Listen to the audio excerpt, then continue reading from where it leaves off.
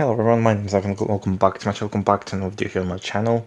And the video you guys are watching right now is the remake of my last video, which I honestly I thought that I needed to remake this video because I watched the back and had some fun about it, and that was just pretty much of a majority of a hate video where I did try to explain my position, which I did in like Furina, but this is I felt like, it really didn't bring my point across, or I didn't make points clear, so I'm here right now just, kind of retaking the video and re-explaining my points, and so they're a little bit more less clear and, less more of a hatey side. Don't get me wrong, I still believe that Furina is one of the worst written characters we had in Genshin Impact. But at the same time, after some time, I began to somewhat like appreciate the character. Like, I don't really hate her that much. I mean, don't get me wrong, essentially, I still believe that she's been like an overrated character. I know she's good at meta, but at the same time, I just don't see essentially how people like love her so much when I feel like the story wasn't deliberately done good. But yeah, essentially now I think it's time maybe to explain essentially why I don't like Furina. And the first point which I kind of want to mention about a kind of Furina is that whenever you have the flashback of kind of explaining essentially her past story and essentially how she became who she was, I honestly it gave me nothing. Like, I know what they were trying to go for. Like, they were trying to go for the part where essentially she's trying to pretend someone who she isn't. But I don't think they can convey that very well. Like, in the beginning scene, essentially, you have... First of all, essentially, hey, no, that's who she is, essentially. And, whenever she's gone, so she's been like a bit of a shy person, essentially, trying to be nice to everyone. But then, essentially, the second, like, everyone just hate on her, being like, oh, there's a fake icon. She pretty much just like 180s into the kind of the personality that she has on the present day. Like, there's no build up essentially, there's nothing like that. I know what they were trying to go for essentially, that she just kind of come up with, that's kind of like desperate times for their culpable desperate measures. But the character that she plays out is the same character that she will become essentially when we time you meet her. Like, there's pretty much no changes, and the cutscenes after that just pretty much like people just saying how much they appreciate her and how much amazing she is, and then you have a cutscene of essentially her like suffering and loneliness. And I get what they were trying to go for. I see like the attempt what they're trying to go for, essentially where she's more like a kind of a loner, where essentially she's playing the character that she doesn't want to be, or that is in her. But the story just like does nothing to kind of expand upon that. Like, because the story, all it shows is kind of the cute side, essentially, for pretending who you don't really want to be, like, because everyone loves you. Like, there was like nothing to suggest that Furina had any hard time whatsoever. That's one. And two, I said the personality is the same. Like, the character that Furina plays is the same one from the past as is from the present, and there's like no really no difference between them. Like, there's no essential kind of build up, or kind of like Furina kind of needed to like morph this character to be what she is today. No, like, there's no morphing of this character. Like, there's no like sort of progression actually to suggest why she wouldn't want to make this character. I mean, obviously at the beginning, essentially, people don't trust her. Then when she switches that personality, everyone just loves her. But I feel like it would have been better, essentially, if she slowly, started essentially, testing out kind of different personalities, like different maybe a character that she would have eventually morphed into that one. Or maybe essentially if she slowly started to become more confident within herself, if we're talking about the personality character, slowly essentially we kind of see this progression. Essentially, first she's kind of a shy, but then like over the past essentially cutscene, you will see essentially a bit more like outgoing, a bit more like how she was in the current day. There's nothing like that, and the way that they portrayed essentially her just coming up to personality, that seems like she pretty much had no issues with coming out whatsoever. It's just like, it's in a term switch, and they're writing it expecting you to feel sorry for her, which I'm not getting that. Like there was like no build up for this. There was no essentially answer. There's no reason for you to believe that essentially she went through hardship, but the story just like it requires for her to do that for you to believe that she can hardship, but then it just shows nothing that suggest anything like this happened. Because I said everyone loved her. Like, there was, after she came with her personality, there was like no people are questioning whether she's Archon or not, and all, at least as far as the cutscene shows, everyone believed that and everyone loved her. So why would essentially we believe that she went for hardship, except for that one cutscene where apparently she was crying, but at the same time, everything else that was shown in the story does not suggest that she was having any hardship whatsoever. And which I'm actually thinking how to fix the story is that it wouldn't take much for them actually to fix it.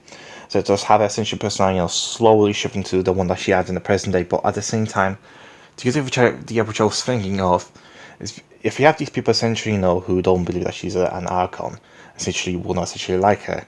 How about if you actually have tried few of them trying to attack Furina? Something what essentially I let you know did throughout in the ML story of Fontaine. And these which I specify call out as that incident that happened in Fontaine. Because if you have these flashbacks, I know when she was kind of like being an Archon, then there was like a few times that she tried to attack Morgan and attack her. Not only would actually make her pass more dramatic, but essentially would make feel sorry for her, but at the same time the specific scene where Alechion attacked her, that would have a whole different meaning. Because now there's no more essentially of, oh that's bad, essentially Alechion tried to attack Furina. And now essentially we could feel extra stuff for Furina because that could essentially trigger something like PTSD for Furina, where she all of a sudden remembers essentially the past message when she used to get mocked at when she was starting out being an Archon. And that would just like put so much like more depth, and essentially the scene where she breaks down and say we expose her for not being an Archon, that would give like another layer of character development for Furina. And also just an extra reason essentially why you would essentially care for her. And also the other thing which I think there's actually the most thing which I don't really like about the character is this scene. Lady Furina, we're detecting significant hydrological anomalies near Poisson. Understood. Keep monitoring. Keep me informed should anything come up at the Institute. I don't know what they're thinking with this one. I think the only essentially the best way to fix this thing was just to remove it and just pretend it didn't happen. Because that doesn't make Furina look like any smarter. No, that just makes her like a bit more like an incompetent fool. She knew something would be happening in Spina Dula, yet she actually did nothing to warn people about it. Even if we want to make an argument, since that whether that flashback was happening like I don't know, like a few hundred years ago, she knew it would be happening someday. So why not, since have a warning to the people essentially, oh, my people, I'm sensing something's going to be happening in Nalok at some point, so be careful. Because that's kind of the only things that kind of like mentions Furina kind of doing something to prevent, and I'm using quotation like this one, prevent the Fontaine process from happening, is that she knew something would be happening in Spina Dula, but then we have nothing to suggest that she was actually doing something, except for the fact that she knew. I don't really know what they were trying with this scene, because for me it tells me that Melos and Silver died because of Furina. Like that's what pretty much said. That's what I'm getting at from the scene. She knew something would be happening if she decided to warn no one. So Melos and Silver lost their lives because of Furina incompetence. I honestly don't know essentially who wrote this shit. Like, whose idea was it? Did they watch, I don't know, like season 1 Amber of Invincible, and they thought, do you know what? That's something we need to have in our game. That's what we need to have in our story. I just missed it completely, like 1,000 videos, like people criticizing Amber. Did they just miss that and decide to have it in there? Because that's what I'm seeing. This scene is just pretty much like Amber from season 1 when she figured out the mark. And I think the which was kind of similar was to make the female character in that scene make her look like she's smarter than she actually is.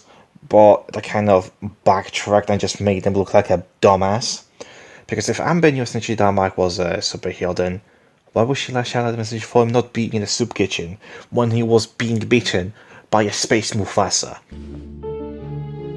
Lady Furina, we're detecting significant hydrological anomalies near Poisson. Understood.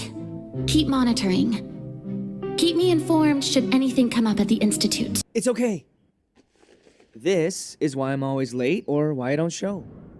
Because I'm off saving lives or stopping some bad guys or going to Mars. I wanted to tell you so many times. Did you hear what I just said? Ugh, I know you're a superhero. You know? You know? I'm not an idiot. I figured it out weeks ago. Why, if Furina knew something would be happening in the Spina Dula, she actually did nothing to prevent a disaster, not warning or nothing like that? Because we know essentially that people died in there. People got dissolved. I don't know, maybe whenever they do like the story quest for Furina 2, maybe they'll actually adjust some of these just happening right here. Maybe they'll actually make her somewhat likable for me, but from the stuff we got right now, I'm sorry, I just don't like the character. I'm sorry. I feel like essentially, Furina is the most worst written character in Genshin history. I know it's gonna be a controversial subject, but I'm sorry. I don't see any redeeming qualities about her character story. But I think essentially I need to give my apology to Furina somewhat. I don't hate her as much, and I think I was a bit way too more heavy towards the character, but. My point still stands. I still believe that she's the worst written character. But anyway, what do you guys think? Do you think I'm actually being also yet again a bit too hard to the character, or do you think essentially not necessarily I'm right, but at the time, do you guys also feel the character wasn't done as much justice as she deserved to be? But anyway, that is going to be it for today's video, and I hope you guys enjoyed the video. I'll see you all guys next time. Goodbye.